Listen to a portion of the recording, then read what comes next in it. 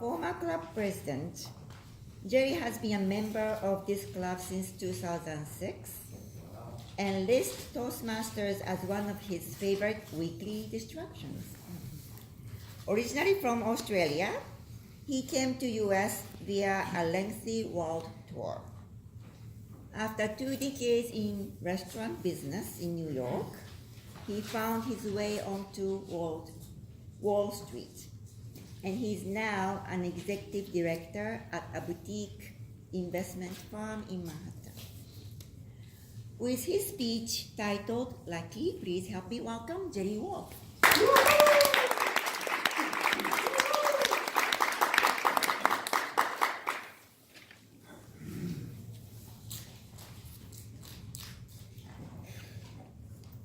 It was May of last year, some 8 months ago. My wife, Holly, and our 2 sons, Sam, 19, and Austin, 23, traveled to the Outer Banks of North Carolina for some sun and surf. It was a sunny Monday afternoon. Holly was at the store gathering supplies for dinner.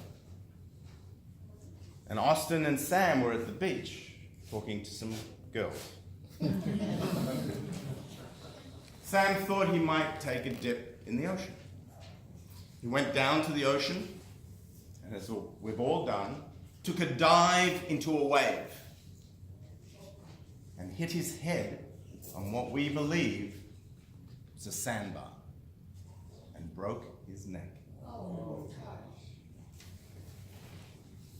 He was instantly paralyzed, unable to move his arms or his legs or his hands.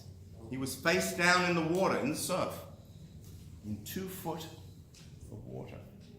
But he was conscious, totally aware of his surroundings, knowing full well he couldn't get his head above the water. He couldn't get his feet to the sand. He couldn't move. They were his last thoughts before he drowned. His brother Austin on the beach was chatting away when some young girl said, "Hey, that kid in the ocean, what's up with him?"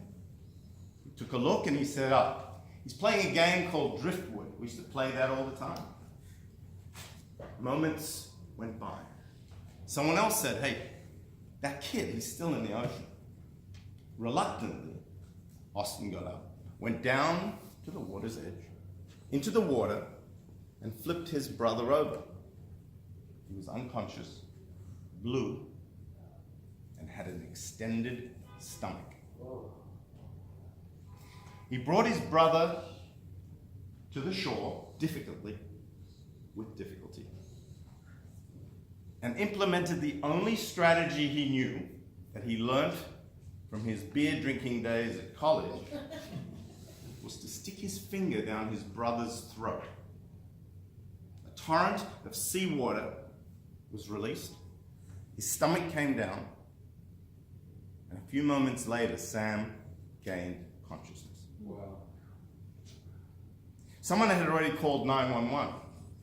Paramedics arrived. They stabilized Sam on the beach. But they refused to send him to a local hospital. They weren't equipped. They insisted that he be airlifted by helicopter from North Carolina to a trauma center in Norfolk, Virginia by the US Naval Base, 75 miles away. When Sam got to the hospital, he was CAT scanned, MRIs were taken, and it was determined that he had 3 broken vertebrae, shattered vertebrae. His surgeon, Dr. O'Donis, insisted that he operate that night. From midnight till dawn, 8 hours of surgery. In fact, it was going to be 2 separate surgeries. One, an incision in the front, open him up, insert a plate to fuse his neck, stitch him up, and on a special machine, rotate him 180 degrees, so now he's face down, make an incision down the back of his neck, open him up, insert 2 rods, 7 screws, stitch him up. Surgeon told us there was a 5% chance he would walk again. Meanwhile, I'm in New York. I get in the car. It's midnight. I drive through the night. I get to Virginia. I arrive at the hospital just to see the surgeon come out of the operating room with his scrubs and clogs. He had a faint smile in the corner of his mouth. Surgery was a success. The next 8 days, Sam spent in ICU, intensive care unit. And this is where time slowed down. You see, the last 24 hours was accident, transportation, surgery, doctors. But now he was in a bed with tubes and all sorts of equipment. And it was time for parents to understand what's happened here. Time to digest. Would he ever move his hands, his feet? What would it be like to have a family member in a wheelchair? Would we have to sell our Connecticut country house because of all the stairs? These were the questions that plagued the parents. We did see over the next few days some improvements. A finger here, a toe there, a motion, a movement. And people have asked us, how did you cope? Well, number one, in seeing improvements every day or every few days, kept us focused on going in one direction. We weren't stalling, we were moving forward. The other important thing was Sam's attitude. He never, ever gave in. He never actually thought he never went to that dark place. He stayed positive. The other thing about Sam is, as a child, he always loved word games and one-liners and humor.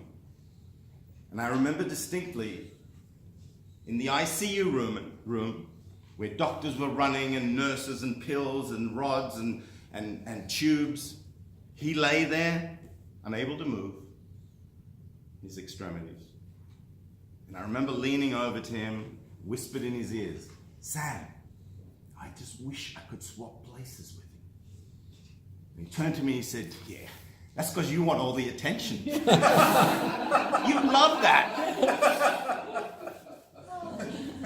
I also remember a time a few weeks later where nurses would come in on a daily basis and pinprick him on his arms, his thigh, his legs.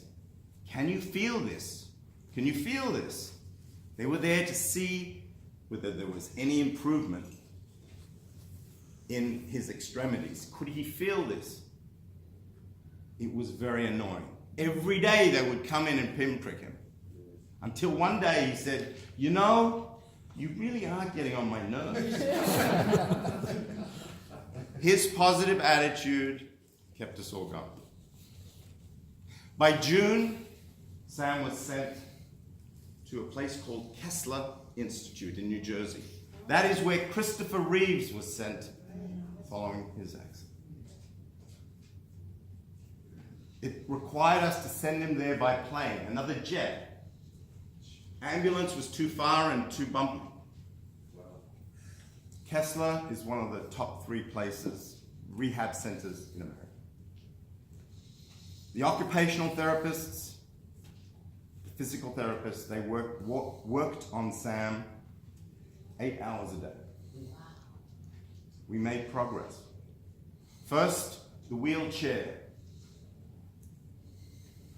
Then he transitioned to a walker.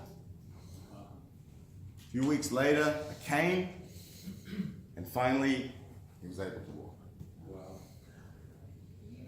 But in that center, the cold truth 5% came to light. Because of all the people, the many dozens of people who had accidents the same as Sam's, only a few, 95 of them, would never walk again.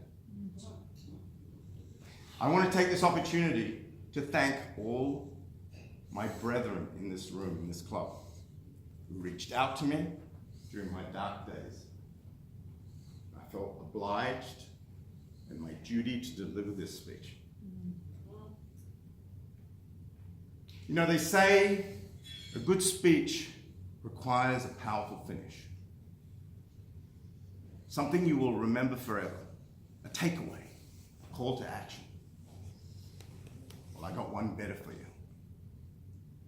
Let me present to you Mr. Lucky and his guardian angel, Sam and Austin Paul.